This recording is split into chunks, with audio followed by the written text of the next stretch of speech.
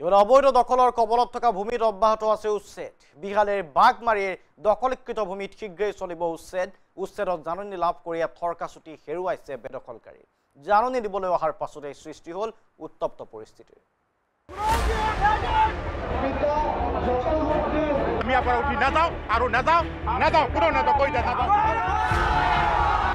ৰাজ্যৰ অবৈধ দখলীকৃত ভূমিত অব্যাহত আছে উচ্ছেদ অভিযান। বিহালীৰ নিজ বাঘমাৰীত শীঘ্ৰেই চলিব উচ্ছেদ অভিযান। কিন্তু উচ্ছেদৰ জাননী দিবলৈ অহাৰ পাছতেই সৃষ্টি হল এই পৰিস্থিতি। আমাক চৰকাৰে এতিয়া নোটিছ জাৰি কৰিলে, আমি নিজে বিদেশৰ পৰা অহা নাই। ৰাইজে জাননী গ্ৰহণ নকৰাৰ অভিযোগ তুলি সৃষ্টি কৰে উত্তপ্ত পৰিস্থিতি। দুখীয়া ৰাইজক এফেকশ্যন কৰিব নালাগে। আমি দিন হাজিৰা কৰি খোৱা মানুহ, আমি মৰি যাম, নদীত পৰি হ'লেও মৰি যাম। ৰাইজৰ প্ৰতিক্ৰিয়া, মাটিৰ সকলো নথিপত্ৰ থকা স্বত্তেও প্ৰেৰণ কৰিছে উচ্ছেদৰ জাননী। 1920 চনৰ 1925 চনৰ 1930 চনত আমাৰ ম্যাদী পাট্টা আছে। আমি ইয়াত বসবাস কৰা আজি 65 বছৰ, আজি 75 years হ'ল আজি ইয়াত আমি বসবাস কৰা। চৰকাৰক মূল দাবী জনাইছোঁ, আমাক এইখিনি মানুহক গৰাখনীয়া মানুহ এইখিনি মানুহক পুনৰ সংস্থাপন দিয়াৰ ব্যৱস্থা কৰিব লাগিব। ডকুমেণ্টছ আছে আমাৰ 1920 চনৰ 25 চনৰ ম্যাদী পট্টা মাটি আমাৰ আছিলে বালিডুগুৰি গাঁৱত, এতিয়া আছিলে বালিডুগুৰি গাঁও। তো সেই ব্ৰহ্মপুত্ৰ গৰাখহনীয়া হোৱাৰ পাছত সেই মাটিবিলাক আমাৰ নদীত জাহ গ'ল। জাহ যোৱাৰ পিছত কিন্তু কাগজখিনি জাহ যোৱা নাই, কাগজখিনি আমাৰ হাতত এতিয়াও আছে।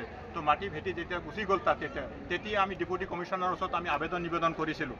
দিয়াৰ পাছত 1959 চনত তেতিয়া আমাক এই মাটিটো এইটো চাওক গুপ্তাটো খুলি দিয়া হয়, খুলি দিয়া জাননী আছে। এইটো 1959 চনত দিছে আমাক এইটো। তো দিয়াৰ পাছত আমাক ইয়াত বহুৱাই দিছে, প্ৰস্তাৱ দিছে, এলট দিছে। দিয়াৰ পাছত আমি বহিছোঁ ইয়াত। এনে আমি আগত তাৰ পাছত আমি বহা নাই। বেদখলকাৰীক 15 দিনৰ সময়সীমা বান্ধি দিছে বিশ্বনাথ প্ৰশাসনে। নিজ বাঘমাৰীৰ প্ৰায় 433টা পৰিয়ালে অবৈধভাৱে দখল কৰি আছিল চৰকাৰী ভূমি। 15 দিনৰ ভিতৰত ভূমি এৰি নিদিলে উচ্ছেদ অভিযান চলাব প্ৰশাসনে। 30টা পৰিয়াললৈকে নটিছ আহিছে, হয়তো সম্ভৱ অলপ বাঢ়িব। মাটি আছে আমাৰ ইয়াত দুটা দাগ আছে, 189 আৰু 203। দুটা দাগত 265 বিঘা 3 কঠা 15 লেচা মাটি আছে।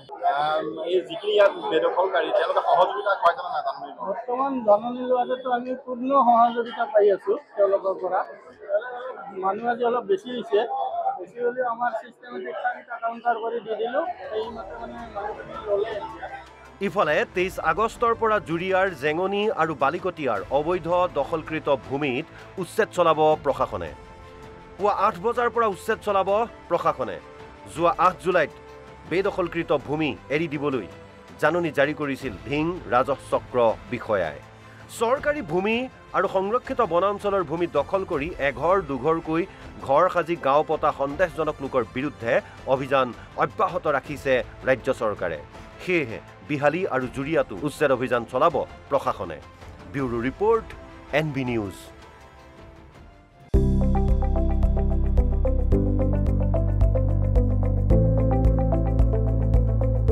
NB নিউজ, সহজ সৰল ভাষাত নৱভাৰতৰ কথা।